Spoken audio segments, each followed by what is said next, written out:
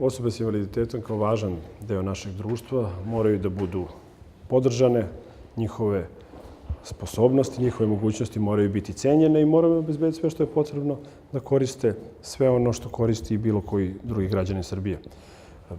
U zemlji Srbiji postoji nekih 700.000 osoba sa invaliditetom.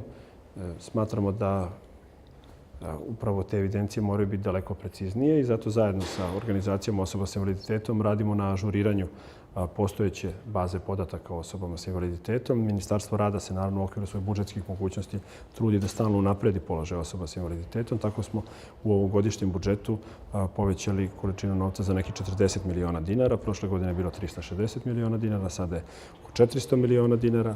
Vodimo računa da se svakodnevne potrebe osoba sa invaliditetom zadovoljavaju na najbolji mogući način. I to je moguće samo u saradnji sa organizacijom kao što je NOIS. To je moguće samo u saradnji sa organizacijama koje zaista predstavljaju osobe sa invaliditetom i da onda rešavamo njihove probleme.